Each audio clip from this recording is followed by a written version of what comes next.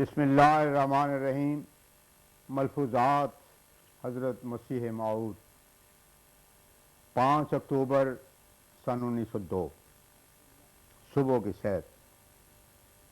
نزول المسیح اور کشتی نوح کے متعلق تذکرے پر فرمایا کہ کشتی نوح الگ بھی تقسیم ہو اور نزول المسیح کے ہمراہ بھی، کیونکہ تقسیم کے وقت ہر ایک اپنی اپنی الگ سمت اختیار کرتا ہے۔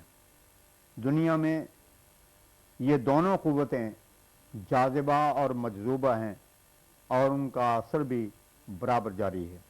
اس لیے اس قسم کی تقسیم سے یہ فائدہ ہوگا کہ جو روحیں صرف تعلیم کی تلاش میں ہیں ان کی سیری اس تعلیم کو پڑھ کر ہوگی، اور بعض روحیں ایسی ہوتی ہیں کہ وہ ثبوت کی تلاش میں ہیں، ان کو نزول المسیح میں پورا ثبوت ملے گا اور اس سے فائدہ پہنچے گا۔ بعض صرف یہ دیکھنا چاہتے ہیں کہ امام کی کیا ضرورت ہے، ان کے لیے بھی یہ مفید ہوگی۔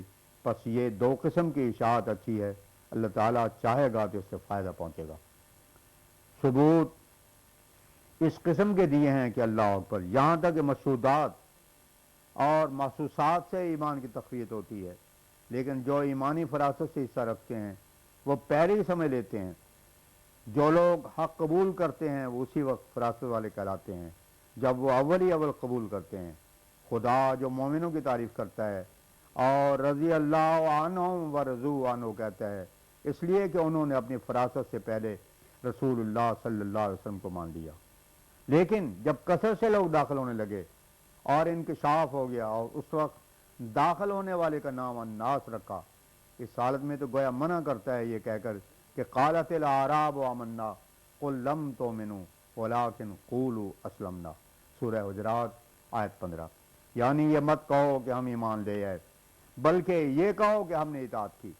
ایمان اس وقت ہوتا ہے جب ابتلا کے موقع آویں، جن پر ایمان لانے کے بعد ابتلا کے موقع نہیں آئے وہ اسلمنا میں داخل ہیں۔ انہوں نے تکلیف کا نشانہ ہو کر نہیں دیکھا، بلکہ وہ اقبال اور نصرت کے زمانے میں داخل ہوئے۔ یہی وجہ ہے کہ فخر کا نام اور خطاب ان کو نہیں ملا، بلکہ الناس ان کا نام رکھا گیا، کیونکہ وہ ایسے وقت میں داخل ہوئے جب کام چل پڑا اور رسول اللہ صلی اللہ علیہ وسلم نے اپنی صداقت کی روشنی دکھلائی۔ اس وقت دوسرے مذاہب عقید نظر آئے تو سب داخل ہو گئے۔ نبی بہت بڑی ذمہ داری لے کر آتا ہے، اس لیے جب وہ اپنے کام کو کر چکتا ہے اور تبلیغ کر کے رخصت ہونے کو ہوتا ہے تو وہ وقت اس کا گویا خدا تعالیٰ کو چارج دینے کا ہوتا ہے۔ ایسے وقت میں اللہ تعالیٰ جس پر اپنا فضل کرتا ہے اس پر استغفار کا لفظ بولتا ہے۔ اسی طریقے کے موافق رسول اللہ صلی اللہ علیہ وسلم کو بھی ارشاد الہی ہوتا ہے فسبح بحمد ربک واستغفرہ انہ کان توابا، سورہ نصر آیت 4۔ خدا تعالیٰ ہر ایک نقص سے پاک ہے، اور جو کچھ صاحب بشریت کے روح سے اس ذمہ داری کے کام میں ہوا ہے تو اس سے استغفار چاہو، جس کے سپرد ہزاروں کام ہوں، اس کے لیے ضروری ہے۔ اور رسول اللہ صلی اللہ علیہ وسلم تو مقاصد عظیم الشان لے کر آئے تھے۔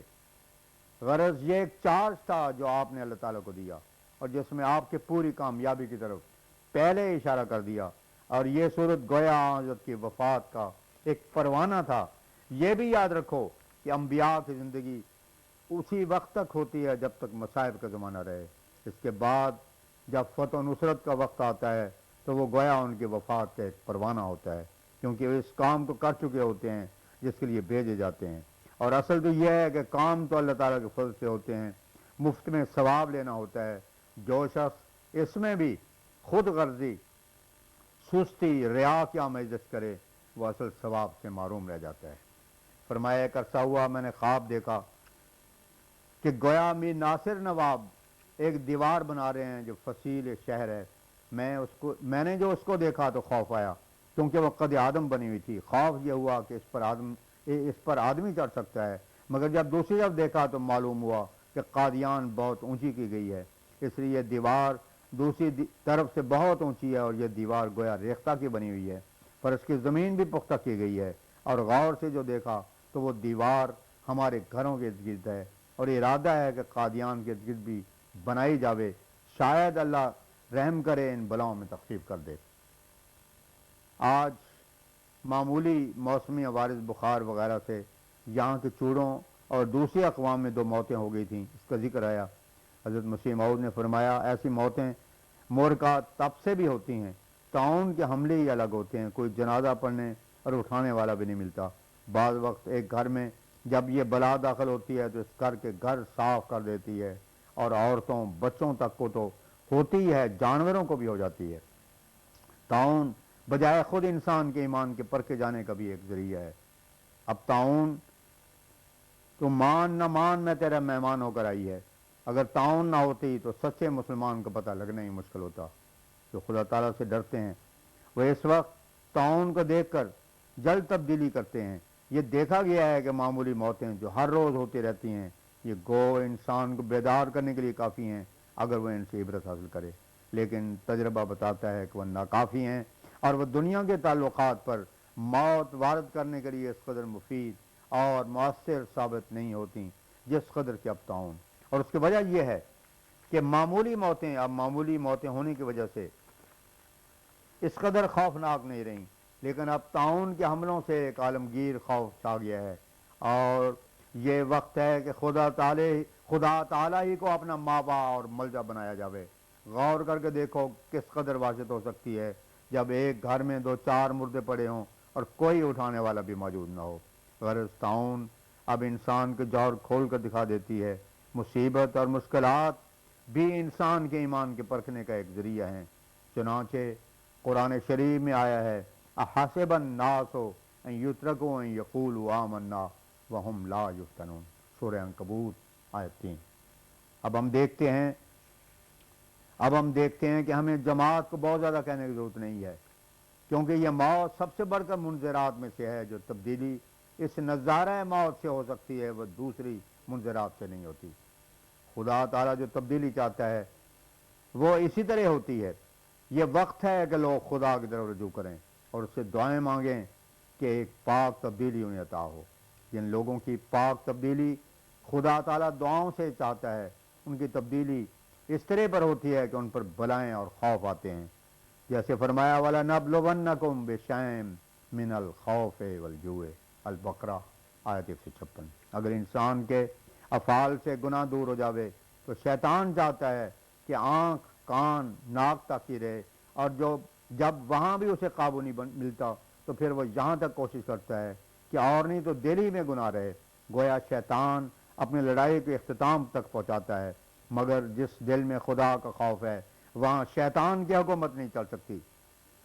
شیطان آخر اس سے مایوس ہو جاتا ہے اور الگ ہو جاتا ہے، اور اپنی بڑائی میں ناکام اور نامراد ہو کر اسے اپنا بوریا بستر باندھنا پڑتا ہے۔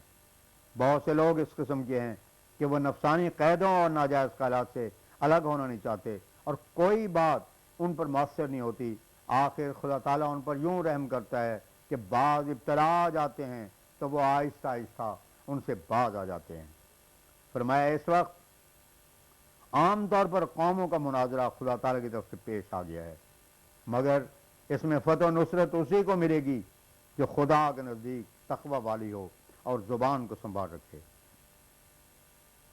بندوں پر ظلم نہ کرے، ان کے حقوق کی رعایت کرے، سفر میں حضر میں بنی نوع انسان کی ہمدردی اور رعایت کرے تو خدا تعالیٰ اس کی رعایت کرتا ہے۔ جب وہ تقوی دیکھتا ہے تو وہ خود اس کا ولی اور مددگار ہوتا ہے۔ یہ بالکل سچی بات ہے کہ خدا تعالیٰ کو کسی کے ساتھ کوئی جسمانی رشتہ نہیں ہے۔ خدا تعالیٰ خود انصاف ہے اور انصاف کو دوست رکھتا ہے۔ وہ خود عدل ہے، عدل کو دوست رکھتا ہے، اس لیے ظاہری رشتوں کی پرواہ نہیں کرتا۔ جو تقوی کی رعایت کرتا ہے اسے وہ اپنے فضل سے بچاتا ہے اور اس کا ساتھ دیتا ہے، اور اسی لیے اس نے فرمایا ان اکرمکم عند اللہ اتقاکم، سورہ الحجرات آیت 14۔ پس اس مناظرہ میں متقی کامیاب ہوگا۔ عرب کی تجارتی اشیاء کا مجلس میں ذکر ہوتا رہا، اور طائف کے ذکر پہ حضور نے فرمایا کہ وہ گویا اس ریگستان میں بہشت کا نمونہ ہے۔ اسی ذکر میں یہ بھی کہا گیا کہ عرب میں بازاروں میں ہر ایک چیز کبھی ختم نہیں ہوتی، ہر وقت جس قدر چاہو میسر آ سکتی ہے۔ میاں علبت صاحب امرتسری نے عرض کیا کہ حضور یہ جو براتوں کے ساتھ باجے بجائے جاتے ہیں اس کے متعلق حضور کیا حکم دیتے ہیں؟ فرمایا فقہا نے اعلان بالدف کو نکاح کے وقت جائز رکھا ہے، اور یہ اس لیے کہ پیچھے جو مقدمات ہوتے ہیں تو یہ اس سے گویا ایک قسم کی شہادت ہو جاتی ہے۔ ہم کو مقصود بذات لینا چاہیے، اعلان کے لیے یہ کام کیا جاتا ہے یا کوئی اپنی شیخی اور تعلی کا اظہار مقصود ہے۔ دیکھا گیا ہے کہ بعض چپ چاپ شادیوں میں نقصان پیدا ہوئے ہیں، یعنی جب مقدمات ہوئے ہیں تو اس قسم کے سوال اٹھائے گئے ہیں، غرض ان خرابیوں کو روکنے کے لیے اور شہادت کے لیے اعلان بالدف جائز ہے، اور اس صورت میں باجا بجانا بھی منع نہیں ہے، بلکہ نسبتوں کی تقریب پر جو شکر وغیرہ بانٹتے ہیں دراصل یہ بھی اسی غرض کے لیے ہوتی ہے کہ دوسرے لوگوں کو خبر ہو جاوے اور پیچھے کوئی خرابی پیدا نہ ہو، مگر اب یہ اصل مطلب مفقود ہو کر اس کی جگہ صرف رسم نے لے لی ہے، اور اس میں بھی بہت سی باتیں اور پیدا کی گئی ہیں، بس ان کو رسوم نہ قرار دیے جاوے بلکہ یہ رشتہ ناطہ کو جائز کرنے کے لیے ضروری امور ہیں۔ یاد رکھو جن امور سے مخلوق کو فائدہ پہنچتا ہے شرع اس پر ہرگز رد نہیں کرتی، کیونکہ شرع کی خود یہ غرض ہے کہ مخلوق کو فائدہ پہنچے۔ آتش بازی اور تماشا وغیرہ یہ بالکل منع ہے، کیونکہ اس سے مخلوق کو کوئی فائدہ بجوز نقصان کے نہیں ہے، اور باجا بجانا بھی اسی صورت میں جائز ہے جبکہ یہ غرض ہو کہ اس نکاح کا عام اعلان ہوئے اور نسب محفوظ رہے، کیونکہ اگر نسب محفوظ نہ رہے تو زنا کا اندیشہ ہوتا ہے جس پر خدا نے بہت ناراضی ظاہر کی ہے، یہاں تک کہ زنا کے مرتکب کو سنسار کرنے کو حکم دیا ہے۔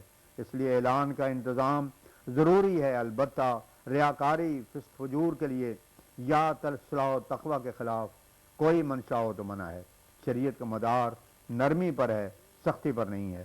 لا یکلف اللہ نفسا الا وسعہا، البقرہ آیت 287۔